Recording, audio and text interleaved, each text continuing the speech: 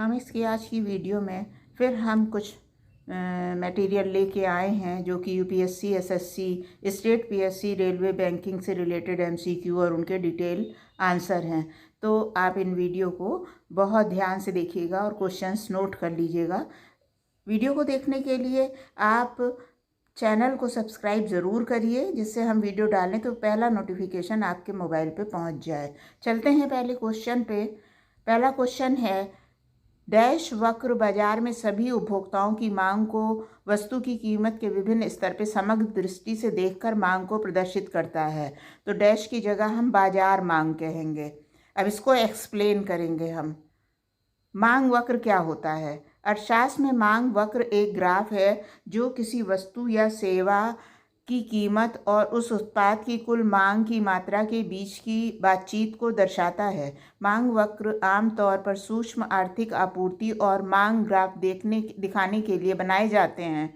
कीमत को बाईं ओर या ऊर्ध्वाधर वाई अक्ष पे दर्शाया जाता है और मांग की मांगी गई मात्रा को नीचे एक्स एक्सिस पे दर्शाया जाता है। अब देखिए, एक मांग और कीमत के बीच का जो ग्राफ हम दिखा रहे हैं, तो इसमें आप एक्स एक्सिस पे वस्तु की मांग लेंगे, वाई एक्सिस पे वस्तु की कीमत लेंगे। तो यहाँ पे आप देखिए, वस्तु की कीमत जहाँ 5 है वहाँ मांग 1 इकाई है। जब वस्तु की कीमत में गिरावट हो रही है, 4 पे आ जा रही है, तो मांग की इकाई 2 हो जा रही है। मतलब जब कीमत गिरती है तो मांग बढ़ती है और जब कीमत बढ़ती है तो मांग घटती है। ये इन दोनों में व्युत्क्रमानुपाती का संबंध होता है। नेक्स्ट है बाजार मांग वक्र। अधिकांश मांग वक्र केवल व्यक्तिगत मांग की योजना बना रहे हैं, संपूर्ण बाजार की नहीं। पूरे बाजार की मांग को समझने के लिए, चाहे वो कोई भी व्यक्ति हो जो किसी विशिष्ट उत्पाद की तलाश में हो या पूरे शहर की, अर्थशास्त्रियों को बाजार मांग वक्र का उपयोग करना चाहिए। बाजार मांग वक्र एक निश्चित लक्ष्य बाजार के भीतर विभिन्न कीमतों पर सभी उपभोक्ताओं द्वारा मांग की गई मात्रा को दर्शाता है। नेक्स्ट ग्राफ हम बाजार मांग का आपको दिखा रहे हैं। तो इसमें जो है, आप इसको पूरे उस पर स्क्रीन पे देखिएगा। वस्तु की कीमत प्रति किलोग्राम रुपए में दी है 10, 20, 30, 40, 50। फिर वस्तु की मांग की जो मात्रा है किलोग्राम में दी गई है।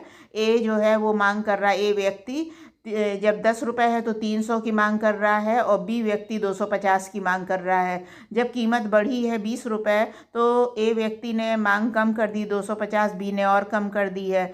जब कीमत बढ़ी है 30 रुपये तो उस समय ए की मांग और घट गई, बी की भी घट गई है। इसी तरह 40 और 50 में।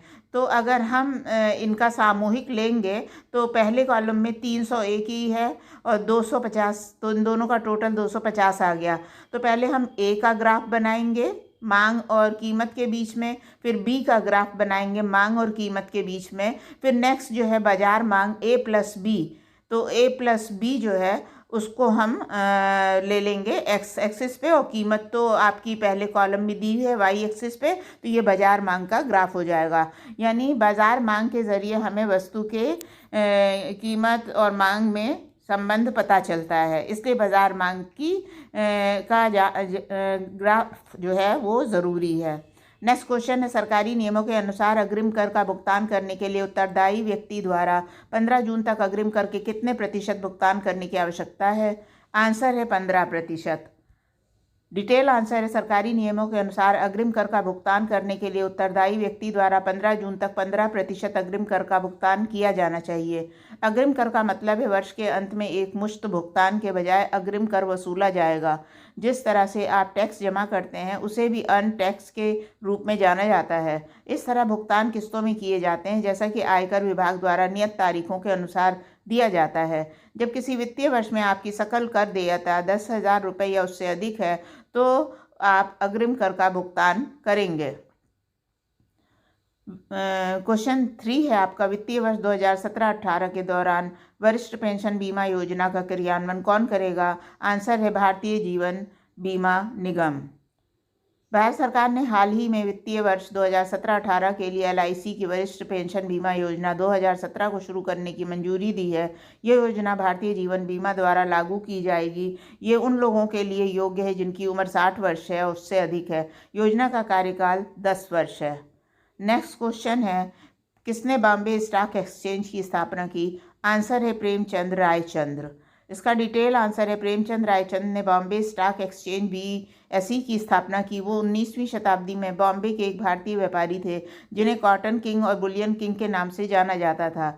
ये नेटिव शेयर और स्टॉक ब्रोकर्स एसोसिएशन के संस्थापक सदस्य भी थे। बॉम्बे स्टॉक एक्सचेंज BSE वर्ष 1875 में स्थापित किया गया था। ये भारत और एशिया में भी सबसे बड़ा स्टॉक एक्सचेंज है। इसे the native share and stock brokers association नाम के एक आधिकारिक संगठन के रूप में मान्यता दी गई। प्रतिभूति संविदा विनियम अधिनियम के अनुसार BSE 1956 में भारत सरकार द्वारा मान्यता प्राप्त पहला स्टॉक एक्सचेंज बन गया। बॉम्बे स्टॉक एक्सचेंज का मुख्यालय मुंबई में है। नेक्स्ट क्वेश्चन है, जिस बाजार संरचना में केवल डैश विक्रेता होता है उसे एकाधिकार कहते हैं। तो आंसर है एक विक्रेता, उसको एकाधिकार कहते हैं। नेक्स्ट इसमें डिटेल है, एकाधिकार एक बाजार संरचना है जिसमें एक एकल विक्रेता होता है। बाजार में किसी अन्य विक्रेता के रूप में प्रवेश को रोकने के लिए पर्याप्त प्रतिबंध होते हैं। एकाधिकार बाजार की संरचना के लिए आवश्यक है कि किसी विशेष वस्तु का एक ही उत्पादक हो। क्वेश्चन 6 है, बाजार पूंजीकरण में रुपए 10 लाख करोड़ का आंकड़ा छूने वाली पहली भारतीय कंपनी कौन सी है? आंसर है रिलायंस इंडस्ट्रीज। डिटेल है, रिलायंस इंडस्ट्रीज पहली भारतीय कंपनी है जिसने बाजार पंजीकरण में रुपए 10 लाख करोड़ का कारोबार किया है। शेयर बाजारों की दूसरी सबसे मूल्यवान कंपनी टाटा कंसल्टेंसी सर्विसेज की बाजार पूंजी 7.81 लाख करोड़ रुपए है। नेक्स्ट है, आपूर्ति पक्ष का अर्थशास्त्र किस पर अधिक जोर देता है? आंसर है निर्माता। गौड़ आपूर्ति अर्थशास्त्र आर्थिक विकास का लक्ष्य प्राप्त करने के लिए कर और वित्तीय नीति पर बल देता है तथा वस्तुओं और सेवाओं का उत्पादन करने के लिए प्रोत्साहन देता है। ये उन उद्यमियों, निवेशकों और उत्पादकों पर अधिक बल देता है जिन्हें आदि परिवर्तक के रूप में प्रस्तुत किया जाता है और जिन पर अर्थव्यवस्था निर्भर करती है। गौड़ आपूर्ति अर्थशास्त्र को रिंगेनॉमिक्स या ट्रिकल डाउन नीति के रूप में जाना जाता है। तो आज के वीडियो में बस इतना ही। आपने अब तक चैनल नहीं सब्सक्राइब किया है तो प्लीज़ आप लोग सब्सक्राइब कर दीजिए और इसी तरह उत्साहवर्धन करते रहिए। Thank you for watching my video.